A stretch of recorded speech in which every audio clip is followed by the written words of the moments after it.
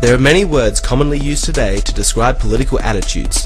We are told there are conservatives, liberals, libertarians, progressives, right-wingers, left-wingers, socialists, fascists, communists and Nazis. In addition, you have political party labels. You might feel that you belong to the Republican Party or the Democrat Party.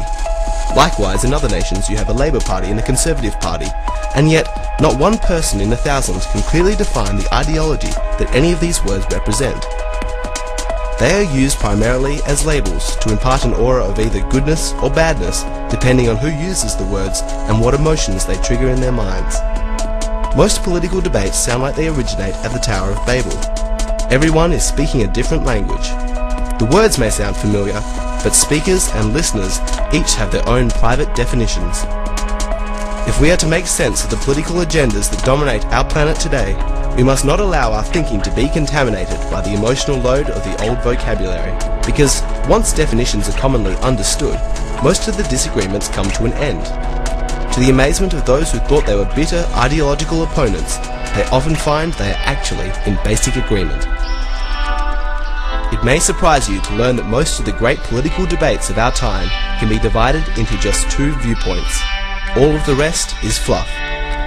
Typically they focus on whether or not a particular action should be taken, but the real conflict is not about the merits of the action, it is about the principles, the ethical code that justifies or forbids that action. It is a contest between the ethics of collectivism on the one hand and individualism on the other. Those are words that have meaning, and they describe a philosophical chasm that divides the entire Western world. The one thing that is common to both collectivists and individualists is that the vast majority of them are well-intentioned. They want the best life possible for their families, for their countrymen, and for mankind. They want prosperity and justice for their fellow man. Where they disagree is how to bring those things about. This series will explore the research done over 45 years by Mr. G. Edward Griffin about the 5 major concepts of social and political relationships, and within each of them, the opposite viewpoints of collectivism and individualism.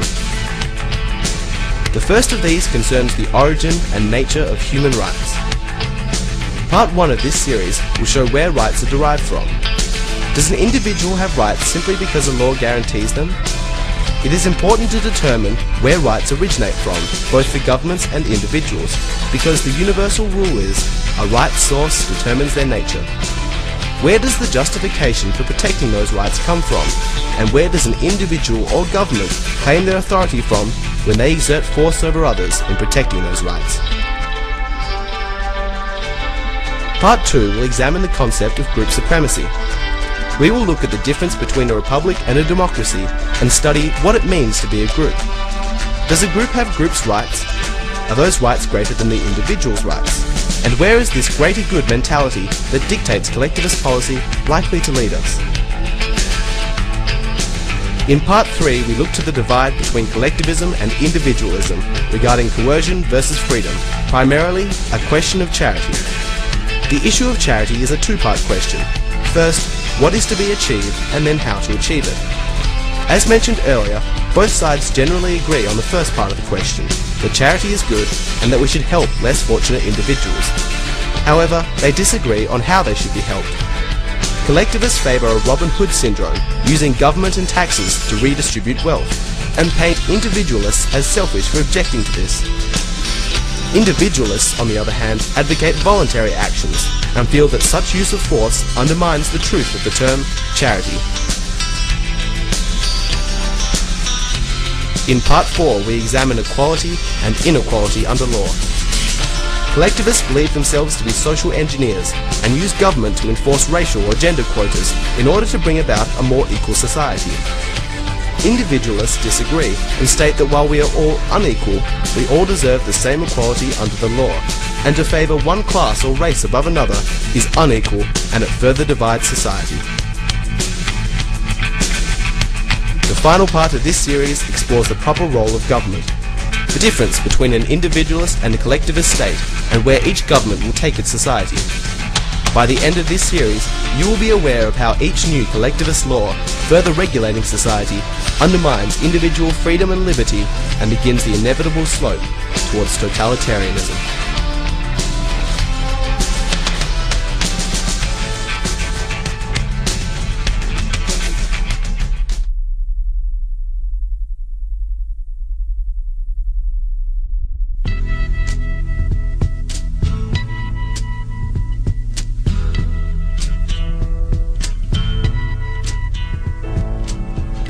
collectivists and individualists both agree that human rights are important, but they differ over how important compared to other values, and especially over the origin of those rights. Rights are not tangible entities that can be viewed or measured. They are abstract concepts held in the human mind. They are whatever men agree they are at a given time and place. Because of the great diversity in the concept of human rights, they cannot be defined to everyone's satisfaction. But if we wish to live in a culture with the optimum amount of personal freedom, then we must be serious about a preferred definition of human rights. Because if we have no concept of what our rights should be, then it is likely that we will live under a definition not to our liking. The first thing to understand as we work towards a useful definition of rights is that their source determines their nature. This will be covered in greater detail further along, but the concept needs to be stated here. If we can agree on a source of rights, then we will have little difficulty agreeing on their nature. For example, if a security guard is hired by a gated community to protect the property of its residents, the nature of the guard's activity must be limited to the activities that the residents themselves are entitled to perform. That means the guard may patrol the community and, if necessary, physically deter burglaries and crimes of aggressive violence. But the guard is not authorized to compel residents to send their children to bed by 10 p.m. or to donate to the Red Cross. Why not? Because the residents are the source of the authority.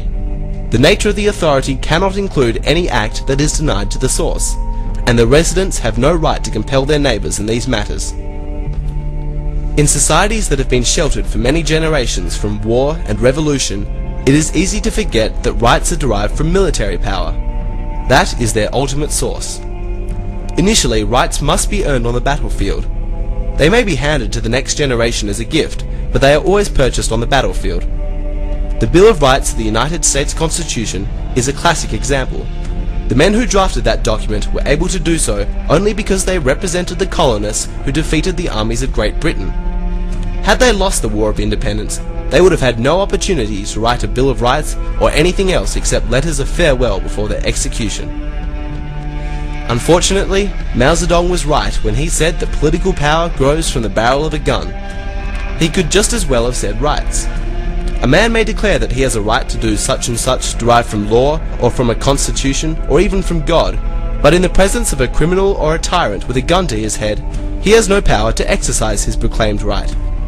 Rights are always based on power. If we lose our ability or our willingness to physically defend our rights, we will lose them. Now we come to the chasm between collectivists and individualists. If rights are earned on the battlefield, we may assume that they belong to the winners, but who are they? Do governments win wars, or do the people? If governments win wars, and the people merely serve them, as in medieval times, then governments hold the rights, and are entitled to grant or deny them to the people. On the other hand, if people win wars, and governments merely serve them in this matter, then the people hold rights, and are entitled to grant or deny them to governments. If our task is to define rights as we think they should be in a free society, then we must choose between these two concepts. Collectivists choose the concept that rights come from governments and that people are the servants. Individualists are nervous about this assumption because if the state has the power to grant rights, it also has the power to take them away, and that concept is incompatible with personal liberty. The view of individualism was expressed clearly in the United States Declaration of Independence, which said, "We hold these truths to be self-evident, that all men are created equal, that they are endowed by their Creator with certain unalienable rights, that among these are life, liberty, and the pursuit of happiness, that to secure these rights, governments are instituted among men." The assumption is that rights are the innate possession of the people. The purpose of government is not to grant rights, but to secure them and protect them. By contrast, all collectivist political systems embrace the opposite view, that rights are granted by the state. That includes the Nazis, fascists, and communists. It is also a tenet of the United Nations. Article 4 of the UN Covenant on Economic, Social and Cultural Rights says, "The states parties to the present covenant recognize that, in the enjoyment of those rights provided by the state may subject such rights only to such limitations as are determined by law." I repeat, if we accept that the state has the power to grant rights, then we must also agree that it has the power to take them away. Notice the wording of the UN Covenant. After proclaiming that rights are provided by the state, it then says that those rights may be subject to limitations as are determined by law. In other words, the collectivists at the United Nations presume to grant us our rights, and then, when they are ready to take them away, all they have to do is pass a law authorizing it. Compare that with the Bill of Rights of the United States Constitution. It says that Congress shall pass no law restricting the rights of freedom of speech or religion, peaceful assembly, the right to bear arms and so forth, not except as are determined by law, but no law. The United States Constitution embodies the ethic of individualism. The UN embodies the ethic of collectivism, and what a difference it makes. We can see that individualists believe that the state cannot have any legitimate powers unless they are given it by the citizens. Another way of putting it is that governments may only do those things that their citizens also have a right to do. If individuals don't have a right to perform a certain act, then they can't grant that power to their elected representatives. They can't delegate what they don't have. It makes no matter how many of them there may be. If none of them have a specified power to delegate, then 1,000,000 of them don't have it either. Let us use an extreme example of 3 men afloat at sea struggling over a piece of debris that will only support 2 of them. Both collectivists and individualists would say that the 2 men would be justified in overpowering the 3rd. The collectivist points out the greater good for the greater number. However, if we simplify the example so that there are only 2 men and the debris will only support 1 of them, we can see that an individual would still be justified in overpowering the other, because the right to self-survival is paramount. We can see that in the original example, there is no need for any group right to justify overpowering the 3rd individual. When each man acts, they do it for their own individual right of self-survival. Using physical force to protect our lives, liberty, and property is the legitimate function of government, because that power is derived from the people as individuals. It does not arise from the group. Here's a more typical example. If government officials decide one day that no one should work on a Sunday, and even assuming the community generally supports their decision, where would they get the authority to use the police power of the state to enforce such a decree? Individual citizens don't have a right to compel their neighbours not to work, so they can't delegate that right to their governments. So where then would the state get the authority? The answer is that it would come from itself. It would be self-generated. When governments claim to derive their authority from any source other than the governed, it always leads to the destruction of liberty. Preventing men from working on a Sunday would not seem to be a great threat to freedom, but once the principle is established, it opens the door for more edicts, and more, until freedom is gone. If we accept that the state or any group has the right to do things that individuals alone do not have the right to do, then we have unwittingly endorsed the concept that rights are not intrinsic to the individual, and that they in fact do originate with the state. Once we accept that, we are on the road to tyranny. As we shall see in Part 2, collectivists are not concerned over such picky issues. They believe that governments do in fact have powers that are greater than those of the citizens.